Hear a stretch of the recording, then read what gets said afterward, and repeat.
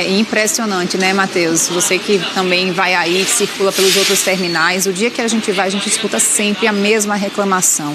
Agora os passageiros vão pagar 20, 30, 40 centavos, dependendo da tarifa do anel, vai pagar isso a mais por passagem e mesmo assim não vê a qualidade do serviço, né? É uma vergonha, a gente ouve a passageira revoltada e com toda a razão. Sempre quando há aumento de passagem, essa mesma ladainha. Gente que só faz reclamar e mostrar os podres do transporte.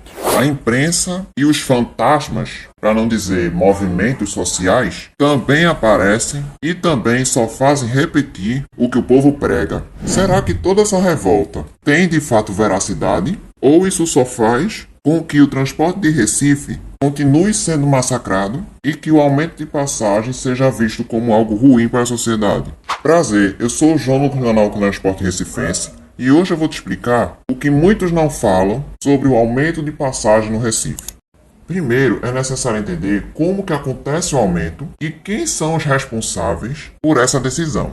Sempre quando há um assunto como este para colocar em pauta, é necessário uma reunião com os representantes de várias partes do setor.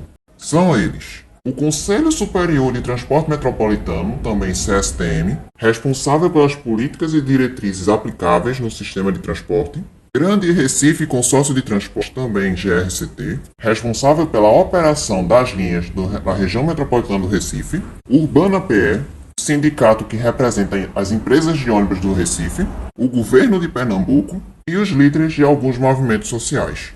Nesta reunião, todos os participantes vêm com propostas sobre o que acreditam ser melhor para o transporte, em questão de reajuste tarifário. E a história sempre é a mesma. A Urbana querendo mais de 20% no aumento da tarifa, mesmo sendo uma coisa irreal e completamente abusiva.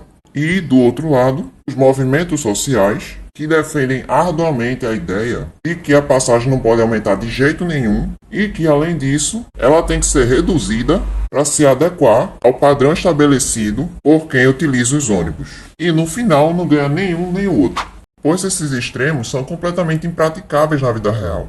Então, o aumento é aplicado na base do consentimento, que geralmente é o meio termo entre as duas propostas.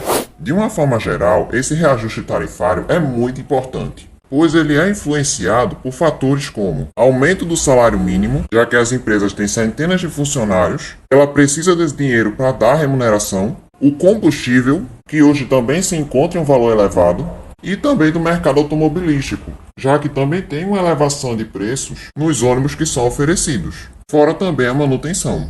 Até aqui, já é possível perceber que não faz muito sentido a tarifa ficar congelada ou até mesmo reduzir, pois isso pode gerar problemas para as empresas a longo prazo. E no Recife, já teve até anos em que decidiram não aumentar a passagem, alegando motivos como pandemia e achar que o momento é muito crítico para tomar esse tipo de atitude. O resultado não poderia ser outro. Quem sofre com isso é o transporte e os passageiros, pois para ofertar um serviço de melhor qualidade é necessário dinheiro. E infelizmente, muitas pessoas não são capazes de entender que os custos não se pagam sozinhos.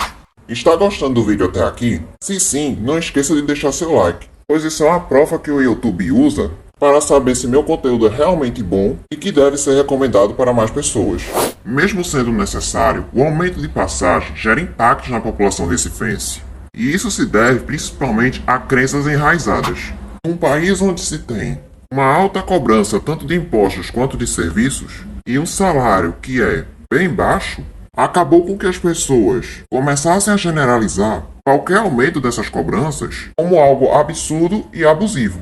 E com a passagem de ônibus isso não é diferente. E essa crença, junto com a ideia ignorante, eu não vou pagar por um serviço porco desse, resulta em cenas como esta, de pessoas pulando catraca. E como não há uma fiscalização eficiente para coibir esse tipo de prática, isso passa uma mensagem para muita gente de que você pode fazer a mesma coisa, economizar e sair impune, fingindo que nada aconteceu.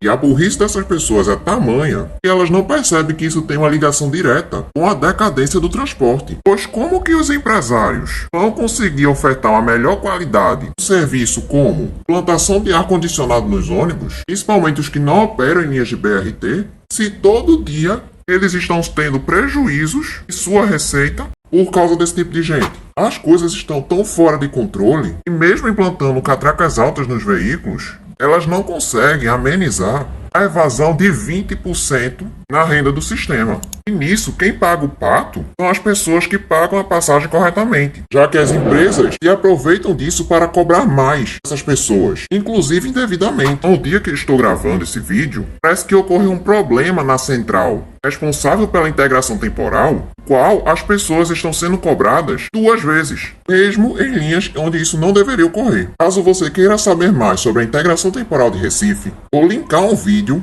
no final deste para você ir lá assistir. Além dessa medida, o Grande Recife e as empresas também combinam em fazer redução na quantidade de ônibus, viagens e horários de várias linhas, para evitar que haja um colapso operacional. É nisso daí que surgem as reclamações de que os ônibus estão demorando mais, vêm numa quantidade menor do que esperado e por aí vai. E querendo ou não, a imprensa e os movimentos sociais que citei lá no início do vídeo também fazem com que essa ideia seja cada vez mais difundida, manipulando cada vez mais as pessoas e induzindo-as ao erro e à desinformação. Mas é claro que eles também lucram bastante com isso.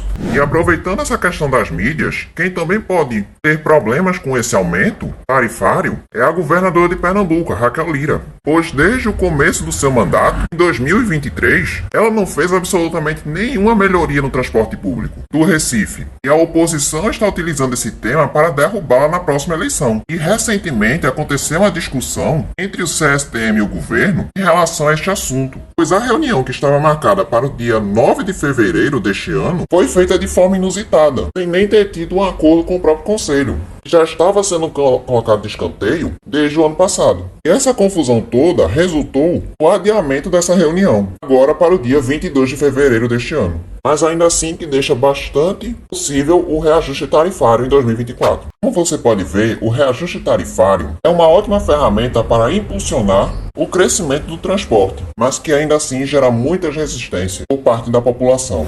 Esse é um de uma série de vídeos em que mostro todos os pontos relacionados ao transporte público de Recife. E se você não quiser perder nenhum vídeo dessa série, aconselho você a clicar no botão de inscreva-se aqui embaixo e ativar o sininho para não perder as notificações. Para você que chegou aqui até o final, meus parabéns, pois isso mostra que você está interessado em saber a verdade, diferente de muitos por aí. E lembre-se, o maior sinal de ignorância é aquele em que você fale mais sem mesmo saber sobre o assunto. Pela sua atenção, meu muito obrigado.